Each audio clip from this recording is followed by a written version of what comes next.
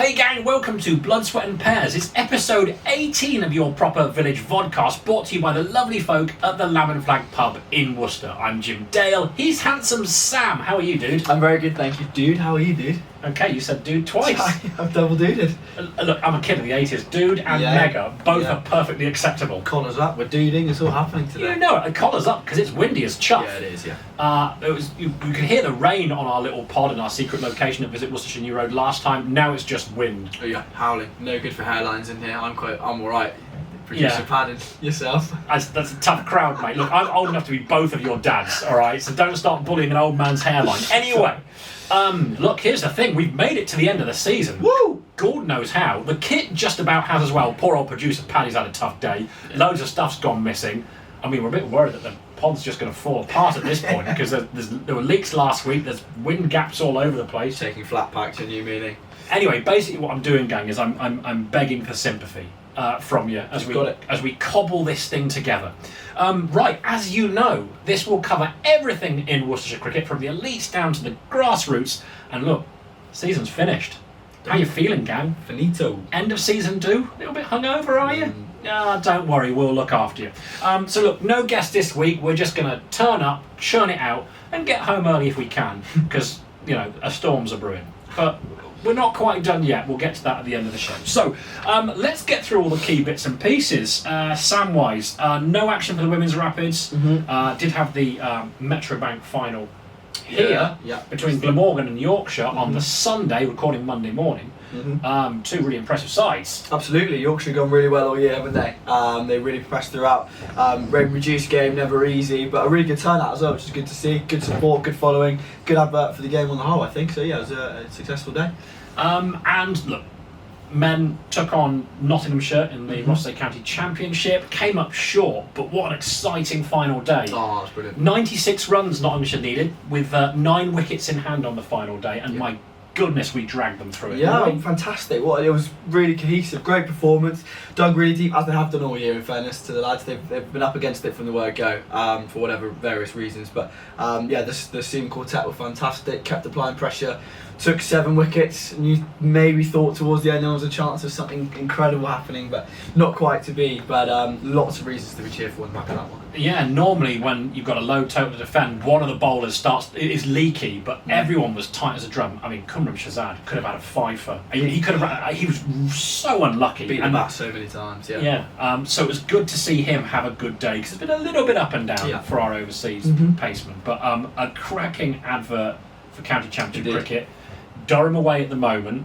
God knows what the weather's going to be like. And then Sussex next week. Last game of the season here at Worcestershire New Road. But a sterling effort against a really good Notts side. Some familiar faces, of course. Plenty. Nottinghamshire that go to Surrey with a chance to turn them over and win the county championship. It's on the big TV on Sky today. So it's all eyes on that one. So it must be important. On the big TV. Well, look, as you know, we do. I love that. The elites down to the grassroots. The Birmingham League is where the two meet, which we're well into. Sam-wise, what are we saying? Birmingham League. Well, what we're going to say is a terrible advert for playing cricket in September this weekend. No play at all, with rain all over the gap. So just confirm what we already knew. Smethwick confirming themselves as champions. Himley were the ones to dodge the drop at the expense of Wolverhampton and the already doomed Berkswell. In Division 2, only 1 game completed. That saw Kidderminster come second best against Leamington Spa by 72 runs in a rain-affected game. Highlight of the day for Kiddie, Dan Latigan, much talked about, warming up for the Metrobank One Day Cup final with a 22 ball 52 at the top, so good signs for Rapids fans ahead of this weekend. Obviously he'll be up at Durham as we speak at the moment, but Stourbridge having no game meant the two sides finished 7th and 8th respectively to secure their place in the league for next season. So no danger, no thrills of promotion, no dreads of relegation, just a tidy solid mid-table finish. Well, look, we've heard particularly with Kidderminster that it's been a tricky season for the 2s and the 3s. Yes. So to see those lot do all right, and Dan Latigan, solid, really good year. Franchise Dan, they call him. Franchise Dan, so good, isn't it? So if you don't know, he was picked up by the MI Cape Town, Mumbai Indians Cape Town, in their T20 competition as one of their under 23 players, and he's going to be playing with I think Rassi van der Dussen and Trent Bolt, who's one of my all-time favourite cricketers. I love Trent Bolt here. So he'd go well here. I'd love to have him. But anyway, Dan Latigan. Yeah, it's had a good 6 weeks. So there we are, Birmingham League wrapped up into the Worcester County Cricket League, the Premier Division. Look, this one was wrapped up a couple of weeks ago by the super impressive Stourport on 7, the local side for local people, and good luck to them in the playoffs. Yes, of course. So they do qualify for the playoffs. Hopefully they'll come up trumps and get themselves promoted. Their game against Worcester was abandoned on Saturday. In fact, all but 2 games were called off. This will be a running theme, gangs, but stick with us. We've been here before. Of the 2 games, Old Elizabethans found time in between showers to see off Redditch. OE's bowled their hosts out for just 73. Jack Taylor and Jacob Hockey took 4 wickets each. A 10-wicket win was completed in just 34 overs of cricket in that game. Goodness me. Wow.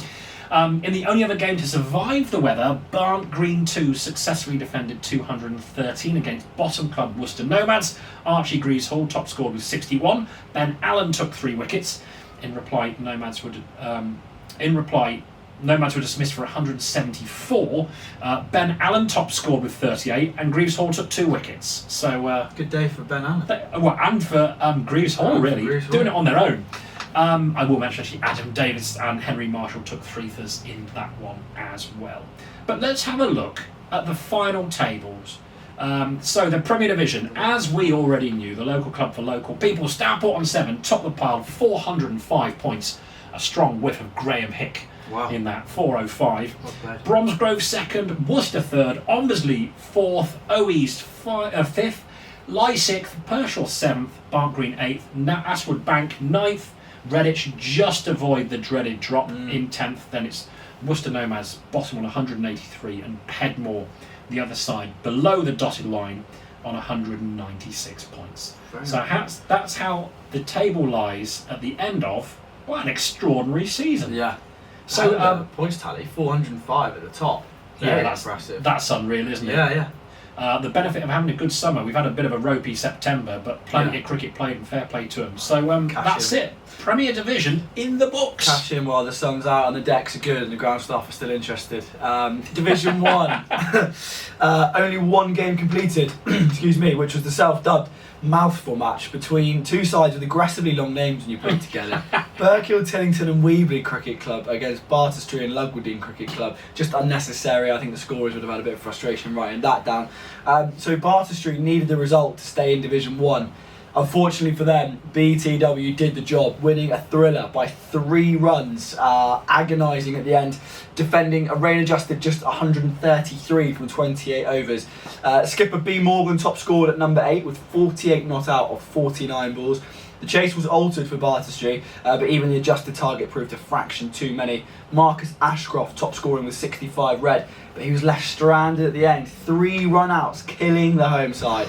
A wicket and just 2 runs off the final 4 balls sealed a captivating finish to the Division 1 season and did confirm Barterstry's relegation. So tough lines for Barterstry and the guys involved there, guys and girls, sorry.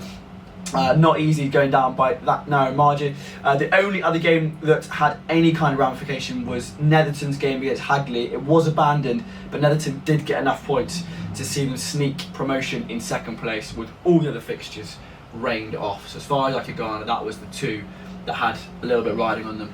You're absolutely right. Look, before we get into the table in just a second, Barterstry and Lugwardine Cricket Club versus Berkhill, Tillington and Weebly Cricket Club. I've done some stats on it, mate. Okay. There wasn't a lot of cricket, so I've done some stats on it. Okay. Every single vowel, all 5 of them, is included at least 4 times in that cricket fixture.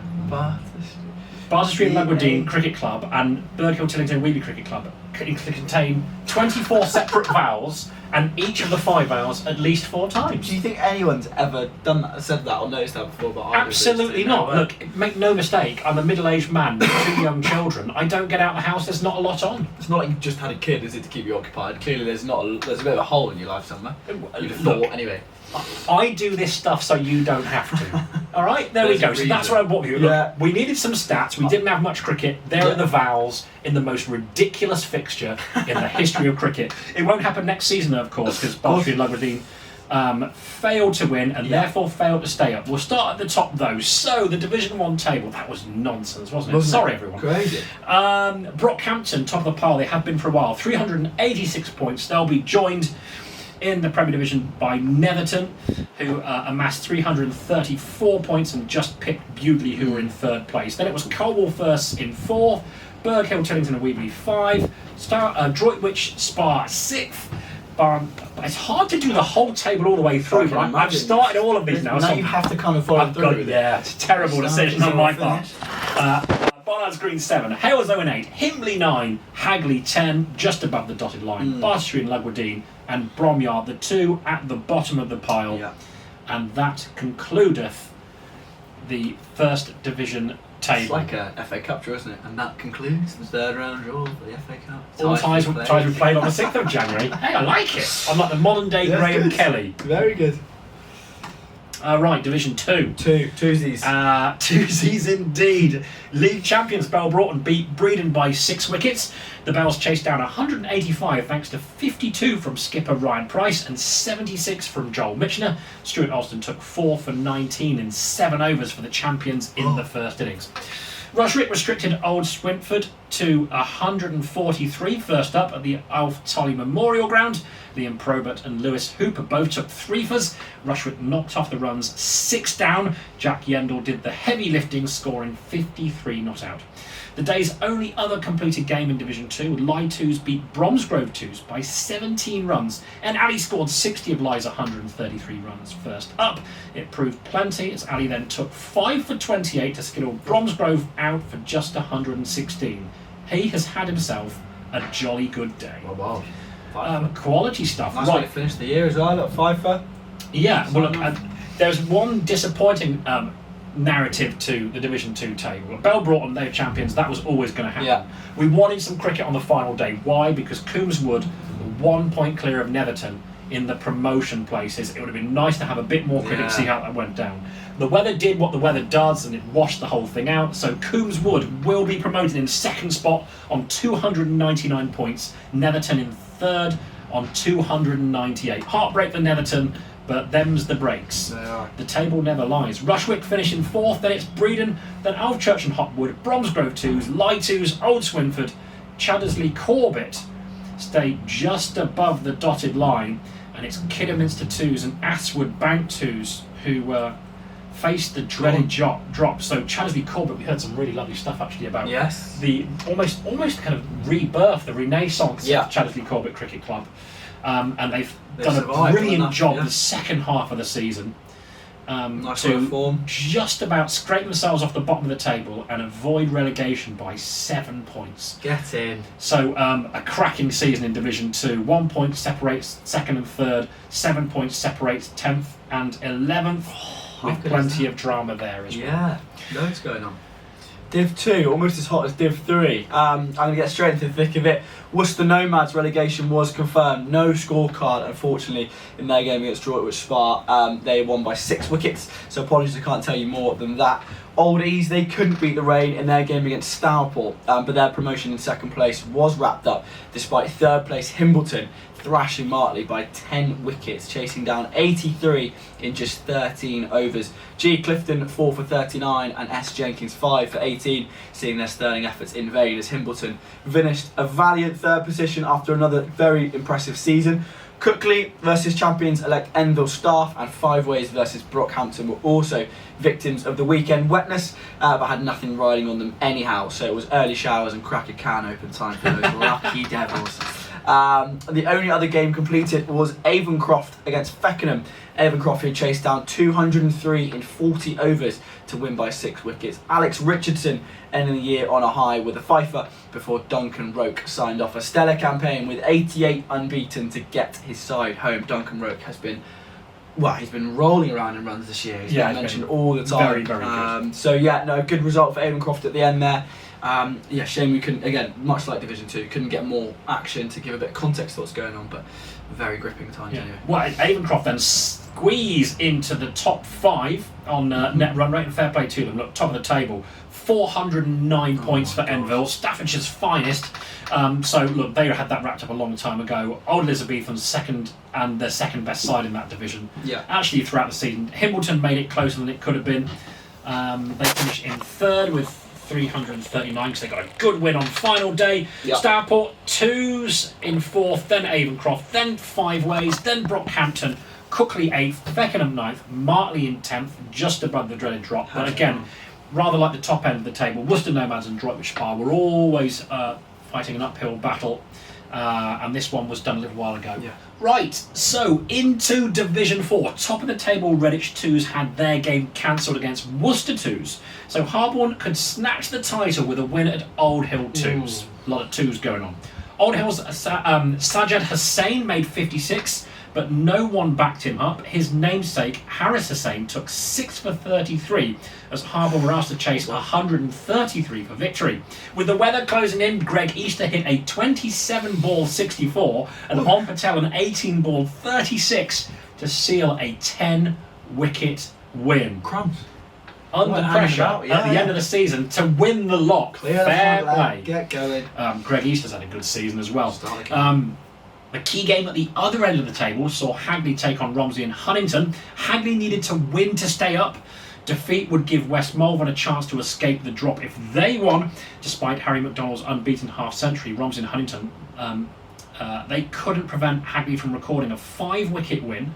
Henry Deasy top score with 36 in the chase. So that pretty much sealed the fate for West Malvern. They failed to defend their total of 169 against Pershaw 2s. Craig Miller made 68, but he was one of Rajat Singh's 6 victims. He bowled 7 overs, 6 for 11. Pershaw chased down the runs, 5 down. Newman Tahir hit 54 for the Plums. So Hagley's win and West Malvern's defeat meant that the relegation places were pretty much sewn up. Malvern got beaten too. Their total of 127 was easily surpassed by Claverley, who finished the season well. Openers Tom Granger and George Nook hit half-centuries in a 6-wicket win, and Tenbury Wells were rolled for just 93 by Old Vigornians. Ovies recording a comfortable 8-wicket win in that one. Joel Oliver had a particularly difficult day for Tenbury Wells. We might revisit him in a bit. Oh yeah? Hint, wink, wink. Yeah. Anyway, though, right, so to the Division 4 table, that bit of heroics, 7 and a bit overs it took Harborne to chase the runs down. That's a joke. That they needed. So they did snatch the title from Redditch. Wow.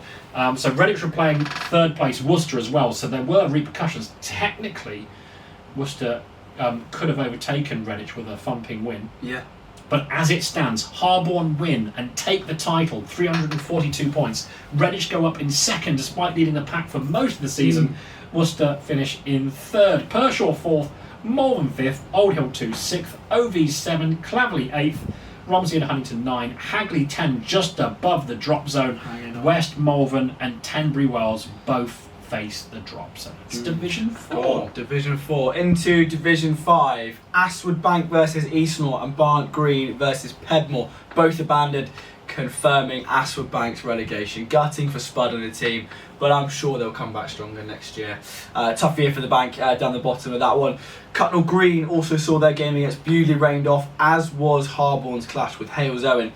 Stourbridge versus Bromyard did go ahead, however, but it just as well not have gone really. 25.3 overs was the length of the whole game. Stourbridge stormed to a 10-wicket housing over poor Bromyard.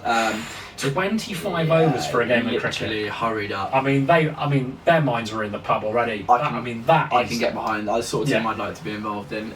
They skilled Bromyard for just 42. Dhiran Patel raised his hand for performance of the day with a stunning spell of 8.4 overs, 3 maidens, 6 for 14. Top scorer for Bromyard was extras with 11. Yeah, so almost a quarter of their total. Top scorer was extras with 11. Yeah, pretty dour. I mean, I was waiting for some horrible bowling figures there, but actually that's not awful, is it? Yeah. Wow. So yeah, that was that. All over, all very wet. The final game I looked at this season, quite a poignant moment I thought when I looked at this last game in Division 5, Jim, was between Coombswood and Harvington, where it was carnage from the Cranages. The two brothers, I think Archie and Tyler. The Wood collected the spoils. They defended 116 in style. Archie Cranage top scoring with 46 in what looked like quite a modest total.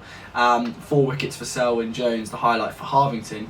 But bowled out for 75 in reply, Harvington were. Tyler Cranage was not to be outdone by his own family, opening the bowling and returning figures of 5 for 31 to ensure his side finished with a flourish in Division 5. Absolute Cranage, mate. Keep it in the family. That's top end, isn't Carnage it? from the Cranages, and that, my friends, is all she wrote. That is it for me this year. Look, we're into a bit of alliteration. Yeah. Nailed it, Samwise. Love your work. Right, Div 5 table. This one was cut and dry. The only thing that needed deciding was the title, and the weather decided that. So Cutnell Green, who led the way, finished top of the pile, and they win a pot. 377 points. Hales Owen just 3 points behind them in second. Eastner finishing third at 50 points behind the top two. Then it's Pedmore, then Stourbridge 2s, Harborne, Coombswood 2s, Harvington, Bewdley in 9th, Barnt Green in 10th. Then it's Aswood Bank, the aforementioned Aswood Bank, and Bromyard, who both faced the drop, and the writing was on the wall for both sides really for a little while, wasn't it? But there we are. So that's the Division 5 table. Another entertaining one this year. I've enjoyed looking Yeah, at that's that. Into Division 6, and the weather was an aggressive part of proceedings. 2 games in Division 6 on Sadly, and we were denied a league decider between Colwall and Alveley. Disappointingly, Alveley topped the entire season until pretty much the penultimate game. Colwall pipped them to it. In the end, the weather did for almost everybody, so Colwall will go up as champions. Alveley second. 2 brilliant sides in that division, by the way.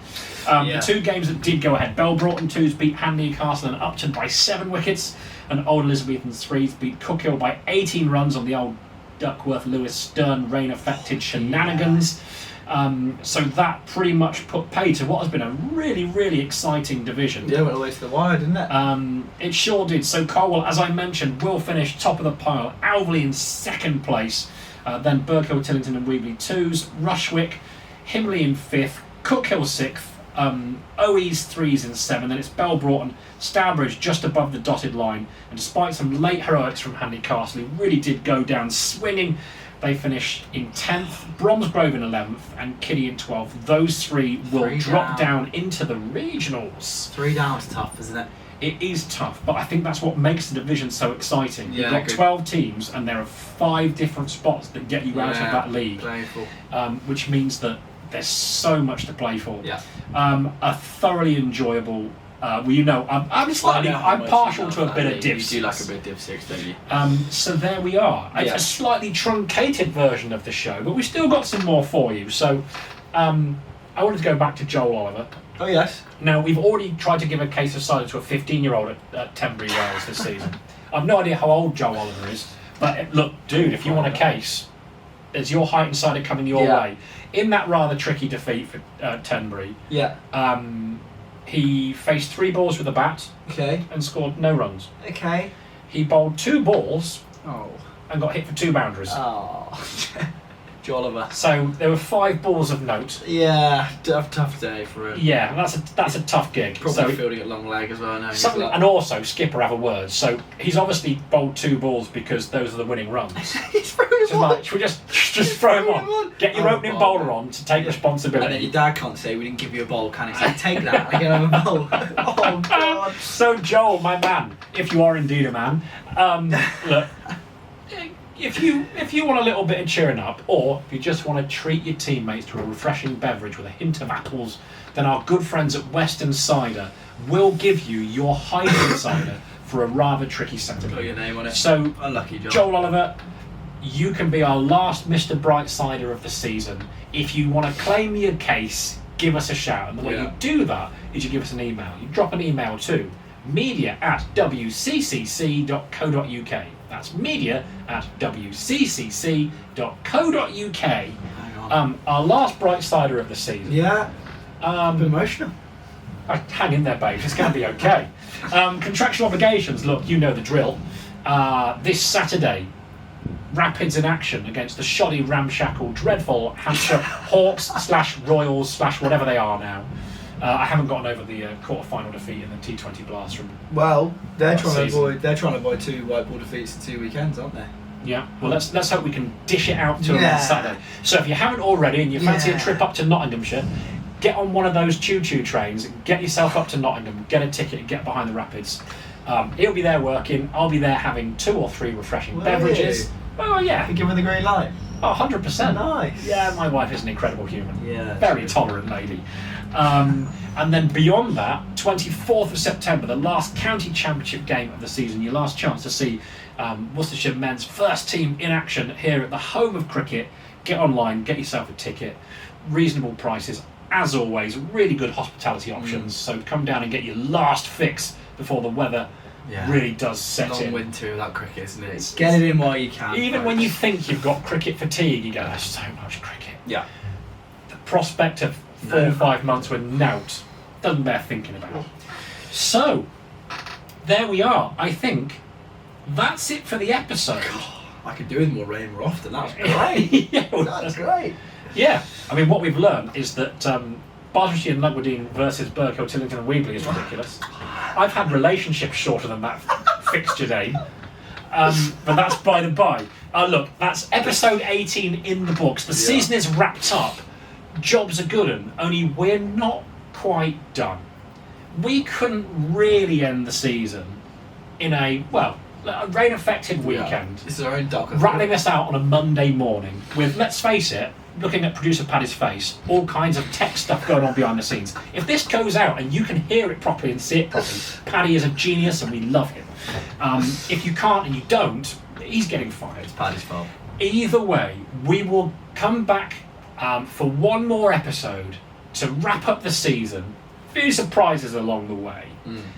As to when that drops, well, there's a small matter of a cup final on Saturday. Yeah. We're probably going to be hungover for 3 days after our miraculous victory. So, what's going to happen is we're going to go to Nottingham and we're going to win a trophy at Trent Bridge in front of the players that left us to join Nottingham, having not won. Is that the start of a war cry? We are going to take on Nottingham. We're going to march on Nottingham. We are going to win that trophy. Yeah, and if we don't, we'll have a lovely day out anyway. But look, either way, the point is, gang, we'll have an end of season finale for you. Yeah. As to when that'll be, probably not next week because there's a lot going on. You need to deal with your hangovers anyway, gang. Now look, we're going to run away because the wind is picking up and the pod's shaking a little bit and I'm getting a little bit nervous. Look, thank you so much for spending the time. Thank you to everybody that's emailed in. God bless any other business botherers. God bless all of you for dragging your asses through a long old season. It's been our first spin at this and it's been a real joy. We will see you very soon for our end of season show. I've been Jim Dale, he's been Sam Rhymes, and we've just about got ourselves through blood, sweat and pears.